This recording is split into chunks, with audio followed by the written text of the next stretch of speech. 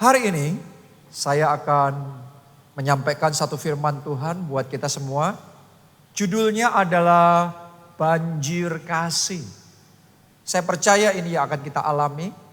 Hati kita dipenuhi dengan kasih-Nya.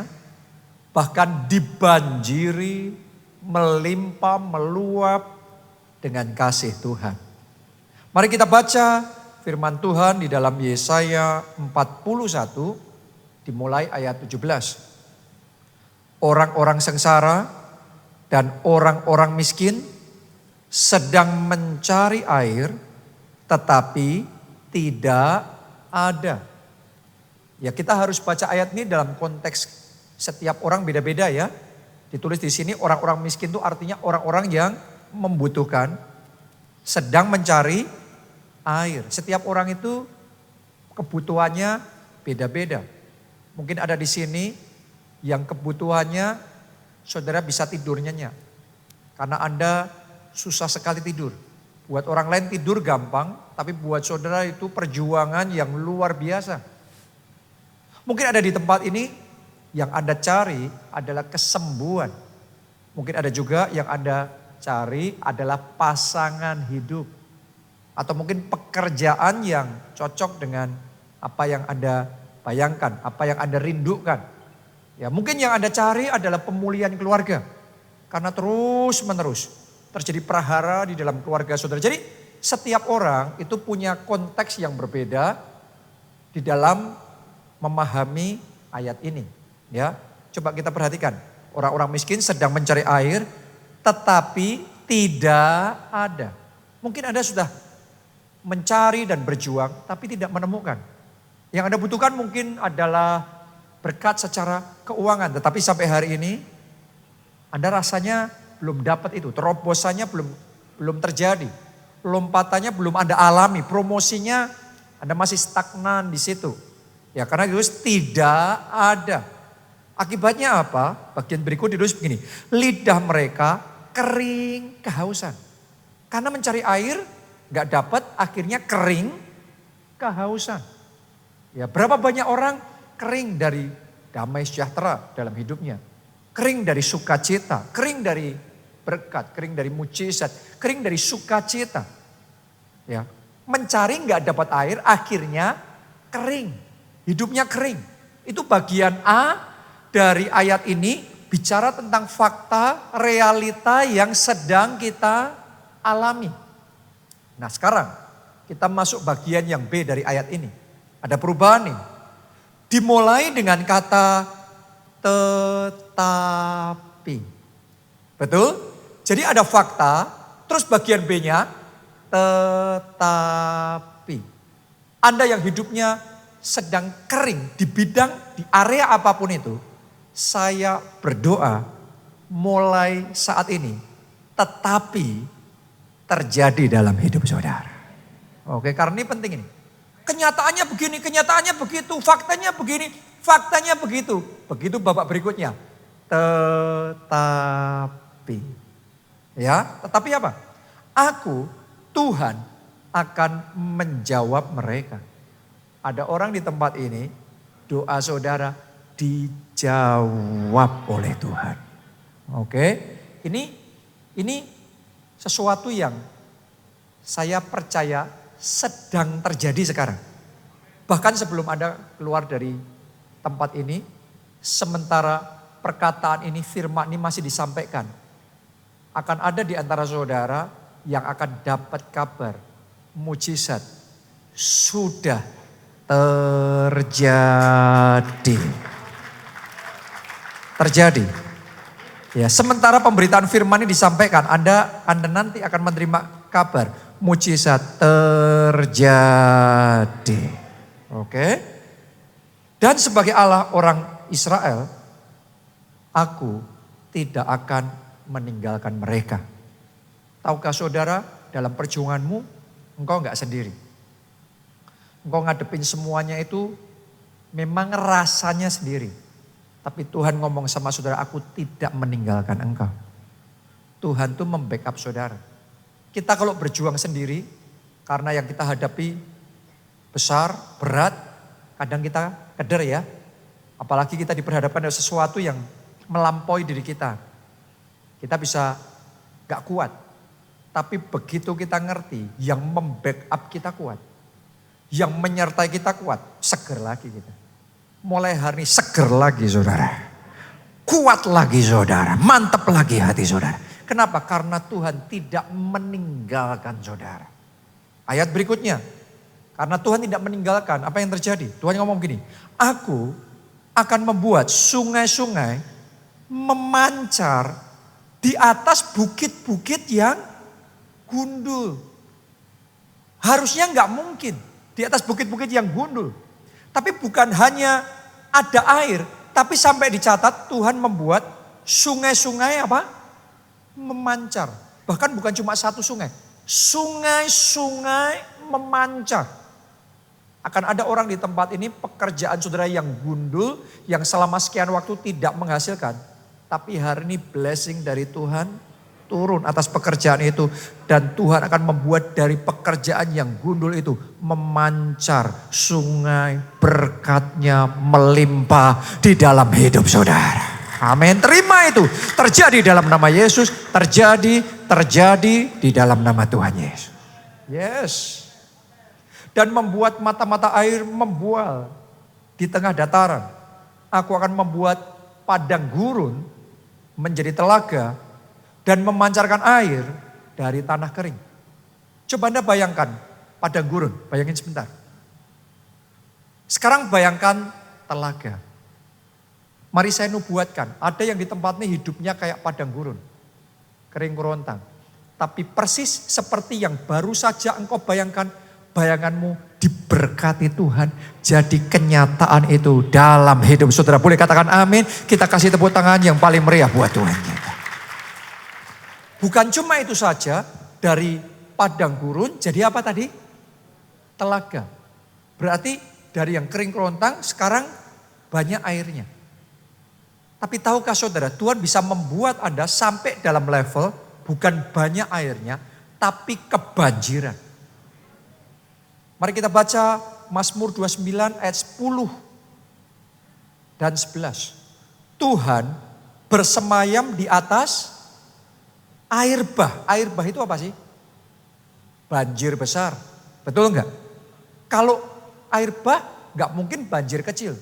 Ini enggak mungkin cuma banjir yang sedikit.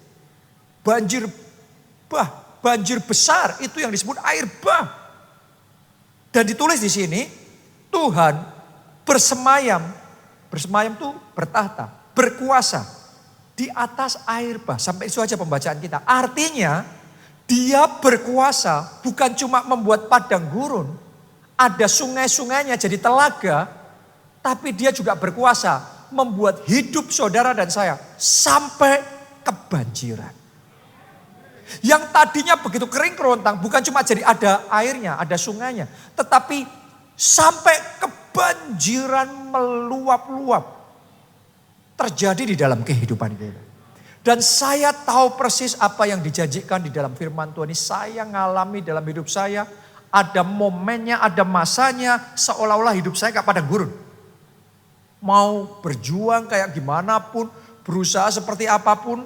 Mentok semuanya. Kering, kerontang, kehausan. Tapi ketika Tuhan sudah bertindak. Tadi itu. Membuat bukit-bukit yang gundul. Jadi apa? Kebanjiran dengan air. Memancarkan sungai-sungai. Itu kayak tiba-tiba saya merasa yang tadinya hidup saya padang gurun.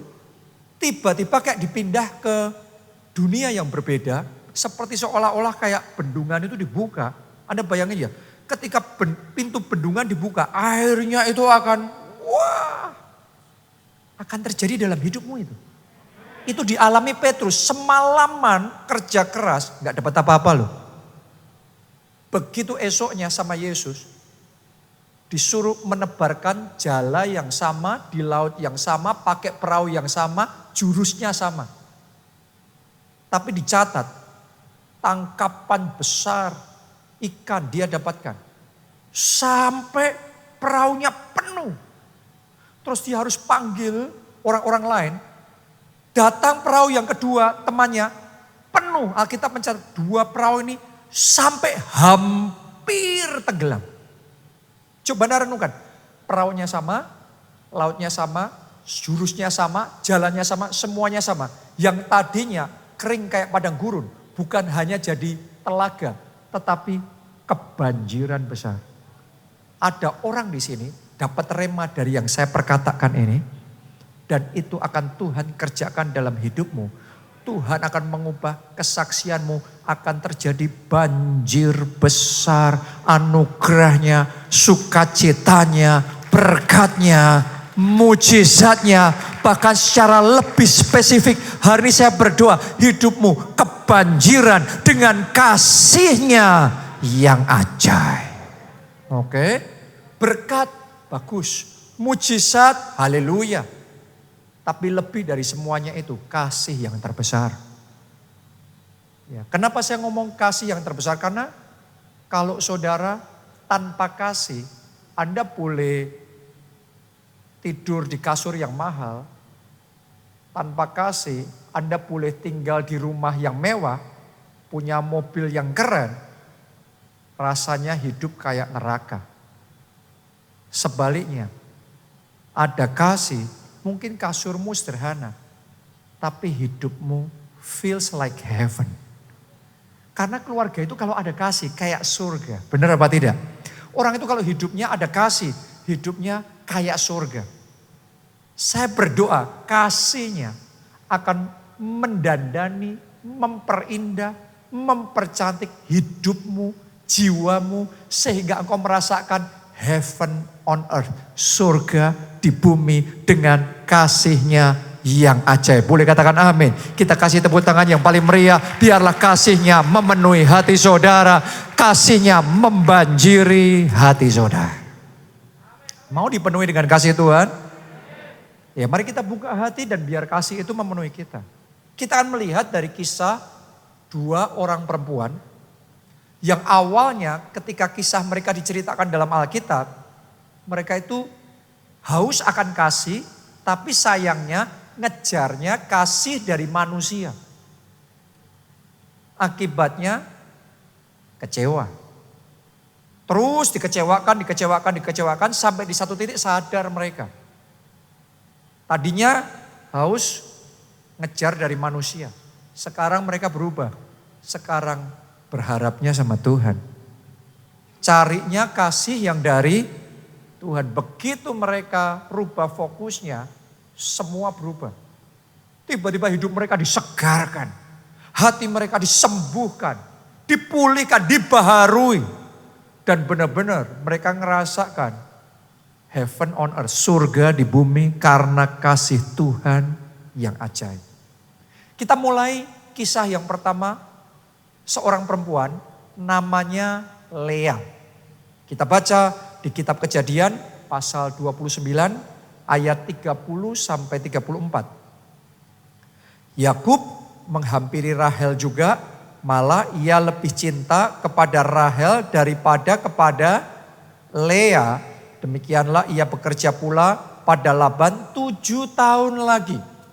Singkat cerita, zaman itu ada laki namanya Yakub punya 2 istri. Istri pertama namanya Lea, istri yang kedua namanya Rahel. Tapi yang jadi masalah adalah ditulis di sini, Yakub lebih cinta kepada Rahel daripada kepada Lea. Coba saya ajak saudara membayangkan seandainya untuk sesaat kita memposisikan diri kita di posisinya Lea. Jadi istri yang kalah dicintai. Bahkan di ayat berikutnya nanti kalau Anda perhatikan, bukan cuma kurang dicintai, tapi tidak dicintai. Enak gak jadi posisi yang seperti itu? Mungkin Anda susah membayangkan ya posisinya Lea, tapi ibaratnya di keluarga, saudara jadi anak yang kalah dicintai, kurang dicintai. Oleh orang tua, oleh papa, mama saudara. Atau mungkin di tempat kerja Anda jadi salah satu staf di perusahaan di mana Anda bekerja yang tidak diperhatikan. Dibandingkan dengan rekan kerja saudara yang lain. Atau mungkin di lingkungan, di pergaulan saudara, Anda bukan teman yang difavoritkan. Tapi seolah-olah kayak teman-teman saudara itu kayak menjauhi saudara. Berusaha kalau bisa menghindar, menolak saudara. Digituin enak gak? Itu posisinya Lea. Kurang dicintai. Ya, makanya dia haus akan kasih. Mari kita lihat. Ayat yang ke-31. Ketika Tuhan melihat bahwa Lea tidak dicintai, dibukanyalah kandungannya. Tetapi Rahel mandul. Lea mengandung lalu melahirkan seorang anak laki-laki dan menamainya siapa? Ruben. Semuanya katakan Ruben. Sebab katanya sesungguhnya Tuhan telah memperhatikan kesengsaraanku. Sekarang tentulah aku akan dicintai oleh suamiku. Jadi dia punya anak namanya Ruben. Tahu nggak saudara? Ruben itu arti nama Ruben adalah lihat ini anak laki-laki. Itu arti nama Ruben. Dengan kata lain Lea itu mau ngomong sama suaminya. Ini loh aku yang ngasih kamu anak laki-laki bukan Rahel. Aku yang ngasih kamu anak laki-laki. Dia berharap dengan itu suaminya akan cinta sama dia. Tapi ternyata yang terjadi sebaliknya. Lea kecewa. Berapa banyak dari kita ada dalam posisi yang sama. Kita sudah berusaha nyenengin orang tua. Tapi kayaknya gak peduli seberapapun kita berusaha. Orang tua kita kayaknya hatinya lebih condong sama kakak kita. Dan kita kecewa. Kadang-kadang suami pun juga merasa seperti itu loh. Sudah berusaha do the best. Untuk istri, untuk anak-anak, kerja keras, providing yang bisa dilakukan, dia lakukan. Tapi seolah-olah tuntutan istri gak pernah cukup. Dan hati kita jadi kecewa, capek banget kita. Kadang-kadang sama di tempat kerja juga kita sudah berusaha melakukan sama teman-teman kita. Bahkan mungkin di gereja kita sudah melakukan ini, melakukan itu. Berharap supaya kita diterima, berharap supaya kita diperhatikan, berharap supaya kita dihargai. Tetapi tidak terjadi dan akibatnya kita kecewa. Tolong dengarkan saya baik-baik. Selama engkau berusaha terus melakukan sesuatu supaya mendapat kasih dari manusia, di satu titik saudara akan kecewa. Itu yang dialami oleh Lea. Lanjutkan lagi. Ayat 33. Mengandung pula lah ia, lalu melahirkan seorang anak laki-laki. Maka ia berkata, sesungguhnya Tuhan telah mendengar bahwa aku tidak dicintai. Lalu diberikannya pula anak ini kepadaku. Maka ia menamai anak itu, siapa? Simeon. Simeon artinya mendengar. Jadi dia berharap anak yang kedua ini suaminya akan mendengar. Tadinya cuekin dia. Tapi dia berharap dengan aku ngasih anak yang kedua ini. Semoga suamiku sekarang perhatian sama aku, dengerin aku. Mungkin itu juga yang kita rindukan di dalam hati kita. Kita ini kepengennya kayak Lea ya. Lea itu gak punya keinginan mulu-mulu loh saudaraku. Dia tidak minta dibeliin ini, dibeliin itu. Dia cuma kepingin jadi istri yang disayang suami, itu aja. Tapi itu pun dia gak dapet. Kadang-kadang kita juga ngerasa gitu. Kita punya kerinduan gak mulu-mulu. Tetapi itu pun juga kita tidak dapat. Kenapa? Karena manusia terbatas. Dan manusia memang seringkali mengecewakan. Lanjutkan pembacaan berikutnya. Ayat 34. Mengandung pula lah ia, lalu melahirkan seorang anak laki-laki. Maka ia berkata, sekali ini suamiku akan apa? Lebih erat kepadaku. Karena aku telah melahirkan 3 anak laki-laki baginya. Itulah sebabnya ia menamai anak itu Lewi. Lewi artinya lebih erat, melekat, menempel. Jadi dia kepingin dengan sudah ngasih 3 anak sama suaminya. Suaminya jadi lebih erat, lebih cinta sama dia. Tapi sekali lagi, kecewa lagi. Saya itu Sudah ketemu sama orang-orang yang saya lihat dalam hidupnya dari kecil dikecewakan lagi. Dikecewakan lagi. Nanti tumbuh dewasa sama orang-orang yang berbeda, hidupnya dikecewakan sampai hatinya jadi pahit. Karena terus ngejar, dia berusaha berjuang begitu rupa, melakukan ini, melakukan itu supaya diterima, supaya dikasih, supaya dihargai. Tapi akhirnya kecewa. Jadi hari ini sadarilah bahwa kalau saudara masih melakukan ini itu hanya untuk mencari haus akan kasih manusia. Akhirnya kita akan kecewa. Itu perempuan pertama. Saya sekarang ajak saudara untuk melihat kisah perempuan kedua yang akan kita bahas hari ini. Yaitu perempuan Samaria yang ketemu sama Yesus di dekat sumur. Kita baca ya.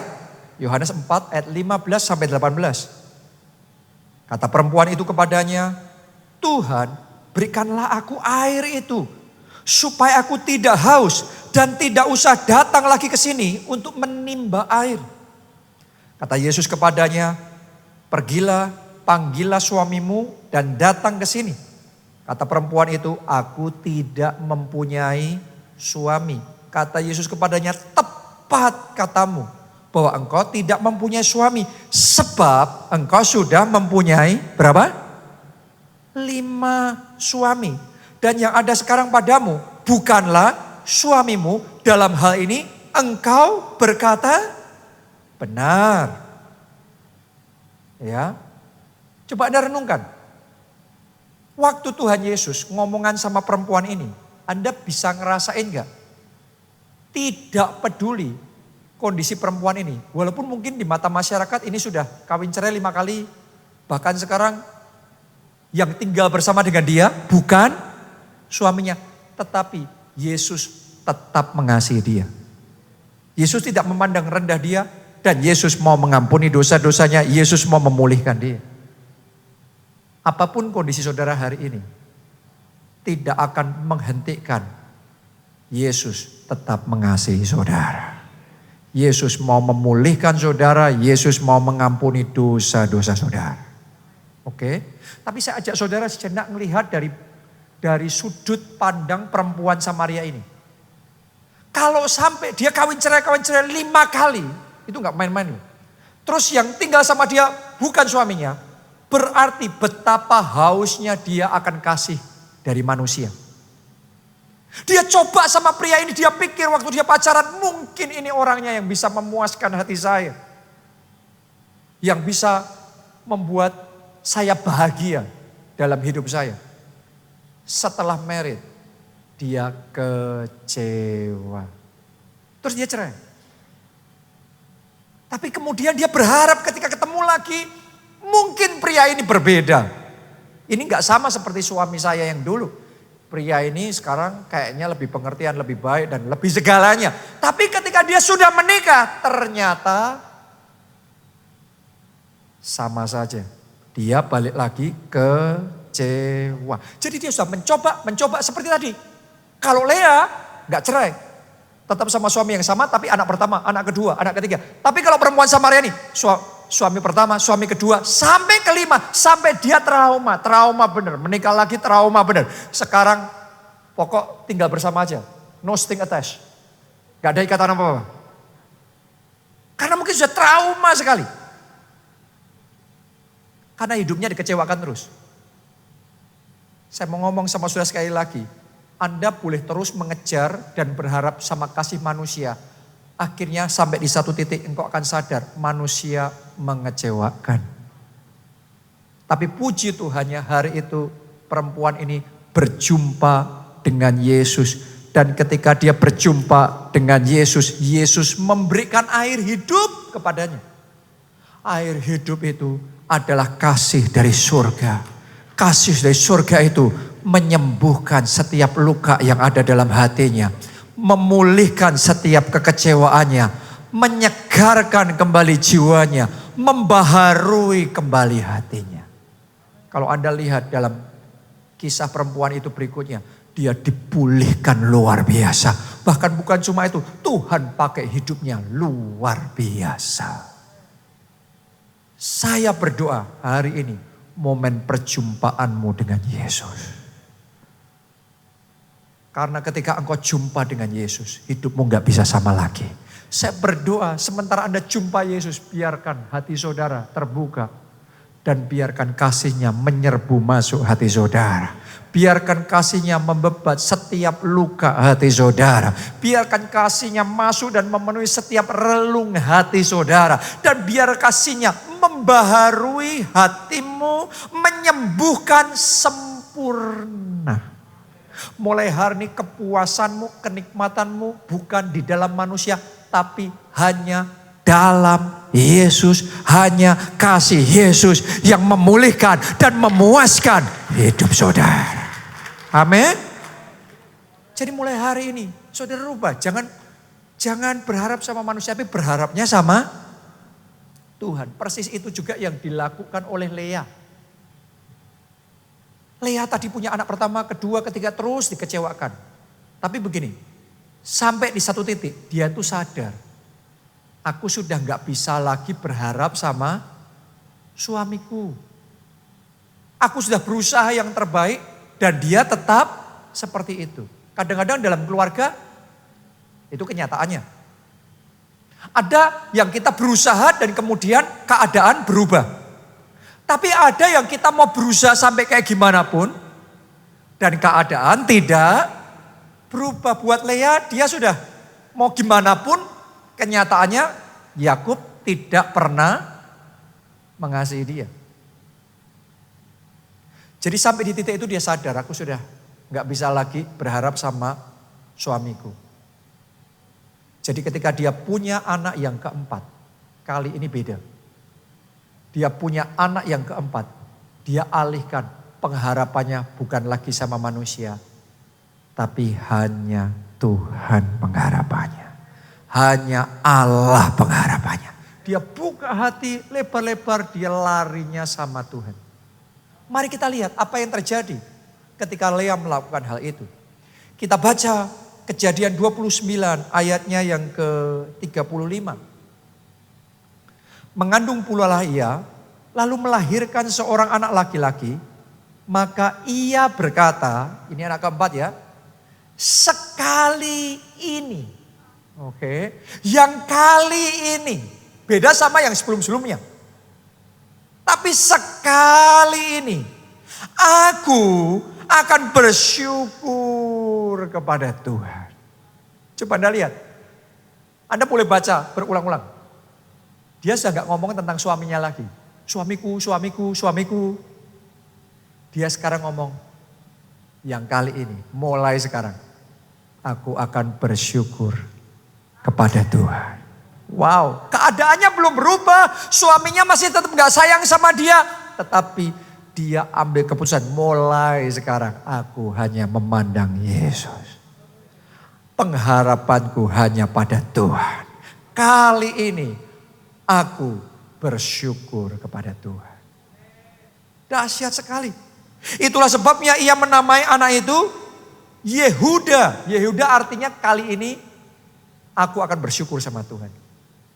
Oke. Sesudah itu ia tidak melahirkan lagi. Berarti total anaknya berapa? 4. Ya. Tapi sudah tahukah? Dari dia rubah fokusnya sama Tuhan. Anak yang keempat bersyukur sama Tuhan. Anak yang keempat, inilah anak yang diberkati Tuhan. Anaknya 4, dia kan istri pertama. Suaminya punya istri yang lain. Ya total anak suaminya 12. Tapi dari 12 anak yang paling diberkati, namanya Yehuda. Yehuda ini muncul dari suku yang besar, suku yang kuat. Terus dalam sejarah bangsa Israel, orang-orang hebatnya bangsa itu dari suku Yehuda. Raja-raja topnya mereka, bahkan mayoritas yang jadi raja adalah dari suku Yehuda. Daud dari suku Yehuda. Termasuk Tuhan Yesus lineage-nya, garis keturunannya dari suku Yehuda. Makanya singa dari suku Yehuda. Bahkan sampai sekarang kalau saudara ke Israel, orang Israel di zaman kita sekarang disebut apa? Orang Yahudi. Itu mereka boleh dikatakan orang Yehuda. Kenapa? Suku-suku yang lain dihancurkan, dihabisin semuanya. Tetapi Tuhan jaga suku Yehuda ini anak yang ketika lahir disertai dengan ucapan syukur. Dengan puji-pujian. Itu mendatangkan anugerah. Itu mendatangkan kasih karunia Tuhan di dalam kehidupannya. Jadi mulai hari ini berhenti mengejar kasih dari manusia. Berhenti berharap sama manusia. Berharap hanya sama Tuhan. Oke, Anda boleh Tuhan pakai orang tuamu untuk memelihara hidupmu dari kecil sampai dewasa. Tapi selama orang tua saudara masih manusia, yang namanya manusia terbatas. Kalau engkau jadikan orang tuamu sumber pengharapanmu, akan tiba waktunya orang tua saudara mengasihi dan mau menolong saudara pun, tapi tidak bisa. Orang tua saudara Tuhan yang pakai. Tapi sumber pengharapanmu hanya Yesus. Kalau saudara sakit, silahkan ke dokter, silahkan saudara ke rumah sakit. Anda boleh minum obat, tapi jangan jadikan obat saudara itu kayak pengharapan saudara. Obat itu cuma alat. Tapi pastikan hatimu ngomong, Tuhan hanya Engkau pengharapanku. Amin. Haleluya. Bisa jadi saudara bekerja di sebuah perusahaan dan bos saudara yang dipakai Tuhan untuk memberkati hidup saudara. Tapi sadari bos saudara bukan sumber berkatmu. Dia saluran yang dipakai Tuhan memberkati hidupmu. Tapi sumber cuma satu. Hanya Yesus. Sumber berkat kita. Hanya Yesus. Pengharapan kita. Hati-hati. Jangan jadikan apapun dan siapapun pengharapan dalam hidupmu. Kadang-kadang manusia ya, kita nih saudaraku ya. Kalau Tuhan pakai seseorang untuk nolong kita ngadepi situasi tertentu dan Tuhan pakai orang itu untuk nolong kita. Wah kita happy. Yang jadi masalah, manusia ini gak ngelihat Tuhannya. Tapi manusia ini ngelihat yang kelihatan. Sesama manusianya. Besok lagi kita punya masalah. Ingatnya Tuhan dulu apa orang itu? Seringkali kita lupa Tuhan, kita ingatnya manusia. Kita datangnya minta tolong sama manusia. Tapi kalau Anda lakukan seperti itu terus, Anda nanti akan mengalami kecewa. Tapi kalau saudara buat Yesus jadi sumber pengharapanmu, orang itu tidak mau nolong saudara lagi. Yesus masih punya stok cadangan yang gak habis-habisnya. Dia bisa pakai orang lain lagi. Dia punya 1001 jalan, 1001 cara untuk mendatangkan pertolongannya di dalam hidup saudara. Boleh katakan amin. Kita kasih tepuk tangan yang paling meriah buat Tuhan kita. Saya masih ingat sekian tahun yang lalu ketika Tuhan utus saya, Pak Obaja ya, melalui Pak Obaja utus saya untuk memulai kembali gereja kita di Jogja ini. Gereja kita di Jakarta ini. Waktu itu gereja kita sudah sempat tutup. Jadi hampir jalan 10 tahun tapi gak maju, akhirnya tutup. Singkat cerita berhenti beneran. Pak Obaja minta saya ke Jakarta untuk memulai kembali gereja kita ini. Waktu itu saya sudah memimpin gereja kita yang di Jogja dan maju. Jadi saya itu secara manusia berharapnya orang-orang yang bersama saya di Jogja yang pindah ke Jakarta akan ada bersama dengan saya memulai kembali gereja kita di Jakarta. Dan karena saya berasal dari Solo dan gereja kita di Solo juga maju, kuat, saya berharap orang-orang kita yang dari Solo yang di Jakarta juga bersama dengan kita untuk membangun gereja. Manusia punya kecenderungan seperti itu. Tapi jujur saya mau ngomong sama saudara, Tuhan izinkan satu demi satu orang-orang yang saya anggap dekat, orang-orang yang saya harapkan untuk bergandengan tangan bersama-sama membangun gereja kita di Jakarta. Satu demi satu pergi. Ambil keputusan yang berbeda. Saya berusaha deketin, saya berusaha memohon supaya bisa dibantu. Saya berusaha untuk menggapai mereka, tapi tangan saya ditolak oleh mereka. Secara manusia sakit. Tapi itu jadi pelajaran yang penting. Jangan pernah dalam hidup kita berharap sama manusia. berharap hanya sama Tuhan saja. Anda harus ngerti bahwa dalam hidup kita kalau Tuhan kirimkan orang itu Tuhan kirimkan seringkali untuk sebuah masa atau sebuah alasan.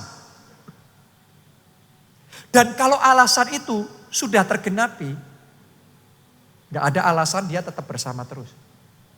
Walaupun ada orang yang Tuhan kirimkan dalam hidup kita itu sepanjang umur kita, sepanjang masa. Tapi tidak semuanya. Ada orang-orang yang Tuhan kirimkan dalam hidup kita hanya untuk satu masa. Kalau sudah selesai ya sudah. Kita harus belajar berlapang dada, berjiwa besar. Let them go. Biarkan mereka pergi. Mungkin mereka juga punya pilihan sendiri, hidup mereka sendiri. Anda kalau sudah waktunya mereka pergi, Anda mau memohon-mohon seperti apapun saya sudah lakukan. Tetap ditinggal saudara. Mau kita sudah deket kayak apa dulu, kita punya sejarah panjang, pertemanan seperti apa, nggak dianggap, nggak direken. Itu kita akan dengan mudah dipotong. Let them go. Nggak usah mengemis-ngemis, nggak usah memohon-mohon. Ngomong sama seperti Lea. Sekali ini, mulai sekarang, aku akan bersyukur kepada Tuhan. Itu yang saya lakukan. Saya ngomong Tuhan, mungkin manusia mengecewakan, tapi aku tahu Engkau tidak pernah mengecewakan. Pengharapanku hanya sama Tuhan. Dan ketika saya lakukan itu, benar memang manusia pergi meninggalkan saya. Saya mohon, saya berusaha gimana tetap ditinggalin. Si A pergi, si B pergi, si C pergi. Tapi karena kita menaruh pengharapan sama Tuhan, sekarang Tuhan ganti, kirimkan si D, si E, F, G, H, I, J, K, L. Orang-orang yang lebih baik, orang-orang yang lebih cocok, orang-orang yang sehati, orang-orang yang bersama dengan kita berjuang bersama-sama. Dan bersama dengan mereka kita dibawa Tuhan mengalami penggenapan rencana Tuhan. Kita dibawa mengalami sukacita yang berlimpah-limpah. From glory to glory. Mengalami kemuliaan Tuhan yang luar biasa. Jadi dalam hidup saya belajar. Kalau ada satu orang yang dipakai Tuhan untuk menolong saya akan berterima kasih dan berusaha gimana membalas budi mereka. Tapi tidak pernah menaruh harapan sama manusia. Harapan hanya sama Yesus. Siapa mau taruh harapan saudara sama Yesus? Mari bangkit berdiri, bangkit berdiri. Pertolonganku datang darimu.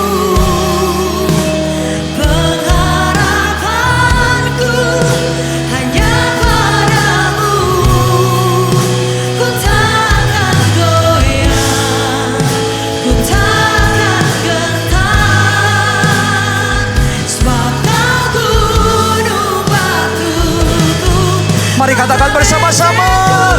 Pertolonganku datang darimu. Pengharapanku hanya dapatamu.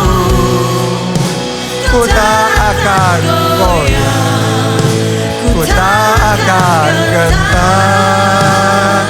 Sebab Kau gunung batuku, kota benteng keselamatanku. Saya ngerasain di ibadah ini ada yang alami seperti saya. Saya itu sudah sampai telepon, saya sudah sampai usahain gimana caranya saya datengin, saya ketemu, saya mohon. Dan saya ditolak dengan mudah. Mungkin saudara ngalami lebih pahit dari saya. Anda berharap orang yang Anda kasih, orang yang Anda percaya. Tapi itu yang mengecewakan saudara. Hari ini ambil keputusan. Berhenti ngejar manusia. Berhenti mengemis sama manusia. Kalau Anda butuh pertolongan, lari sama Tuhan. Karena nama Tuhan adalah menara yang kuat. Kesanalah orang benar berlari. Dan ia akan diselamatkan. Anda yang mau lari sama Tuhan, angkat dua tangan saudara. Angkat suara saudara. Angkat dan mulai berseru sama Tuhan. Mulai berharap sama Tuhan. Jadikan Tuhan sumber pengharapan saudara. Only Jesus. Seperti Lea katakan, sekali ini aku akan bersyukur kepada Tuhan. Aku akan memuji-muji Tuhan. Mari berlapang dada, berjiwa besar. Let them go. Berharap sama Tuhan, lari hanya sama Tuhan, berseru hanya sama Tuhan.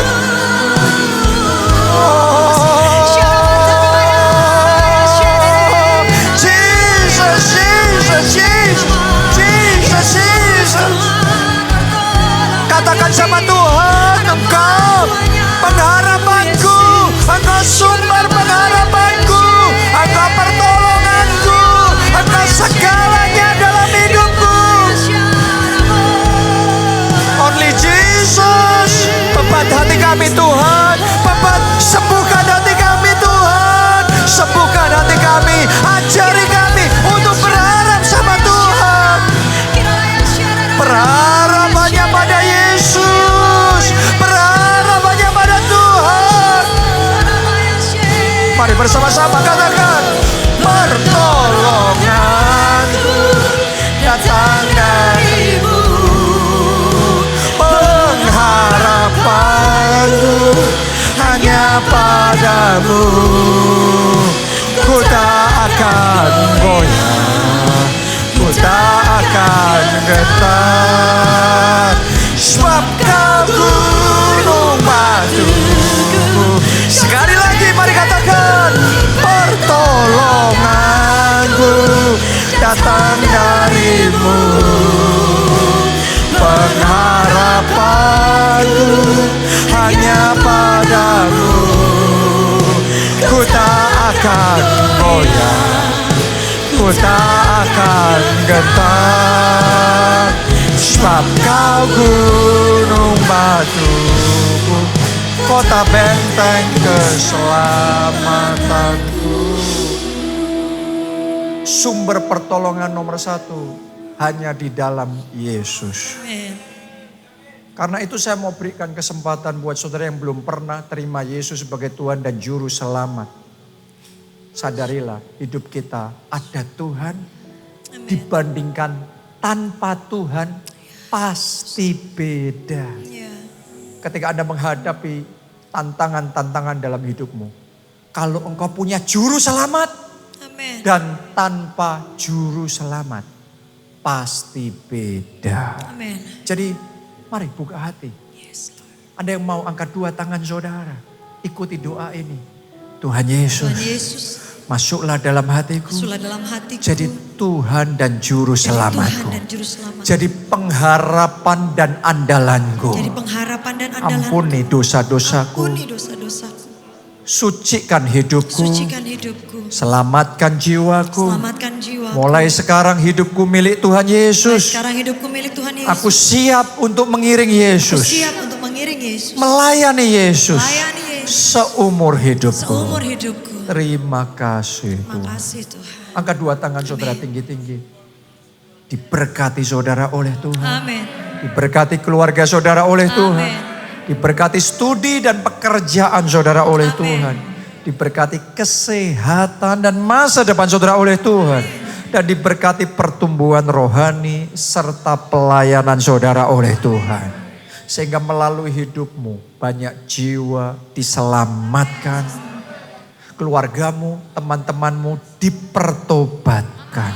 Dalam anugerah Allah Bapa, cinta kasih Yesus Kristus, dan persekutuan dengan Roh Kudus sekarang sampai selama-lamanya. Mari bersama-sama katakan, amin.